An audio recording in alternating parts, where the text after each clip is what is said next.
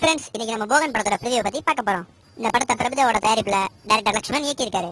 Black Bastar படமான Romeo Juliet படத்தோட combo director லக்ஷ்மணும் நடிகர் ஜெயம் ரவியும் இந்த படத்துல மீண்டும் இணைஞ்சிருக்காங்க. படத்துல 2 லீட் ரோல் இருக்காங்க. அது யாருன்னு உங்களுக்கே தெரியும். அதுல ஒண்ணு நம்ம ஜெயம் ரவி, இன்னொன்னு நம்ம அரவிந்த் சாமி தான். ஃபர்ஸ்ட் அரவிந்த் சாமி நடிக்கிற கேரக்டர்ல விஜய் சேதுபதி நடிக்க வைக்கலாம்னு இருந்தாங்க. ஆனா விஜய் சேதுபதி சார் இந்த பிஸில அவரோட டேட்ஸ் இவங்களுக்கு கிடைக்கவே இல்லையா. அதனால இவங்க கடைசியில அரவிந்த் சாமி ஃபைனலைஸ் பண்ணிருக்காங்க. தனிவரோட ஹிட்டுக்கு அப்புறம் இவங்க 2 பேரும் மறுபடியும் சேர்ந்து நடிக்கிறாங்க. அதனால இந்த படத்துக்கு ஒரு மிகப்பெரிய எதிர்பார்ப்பு இருக்கு. ஹன்சிகா இதுல ஃபீமேல் லீட் ரோல் பண்ணிருக்காங்க.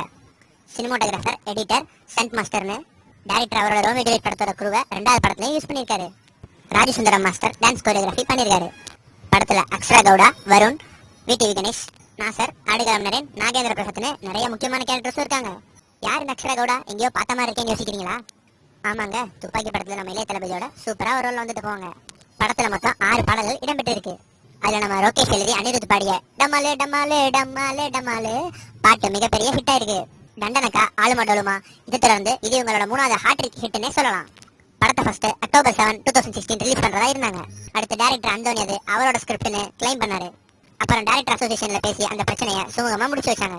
டைரக்டர் விக்ரமன் சார் அதை 1997 வந்த ஃபேஸ் ஆஃப் படத்தோட இன்ஸ்பிரேஷனா கூட இருக்கலாம்னு சொன்னாரு. இந்த வீடியோ உங்களுக்கு பிடிச்சிருந்தா கீழே உள்ள லைக் பட்டன் அமுக்குங்க. மேலே எங்க பிரிவியை தொடர்ந்து பார்க்க சப்ஸ்கிரைப் பண்ணுங்க. தேங்க்ஸ் ஃபார் வாட்சிங்.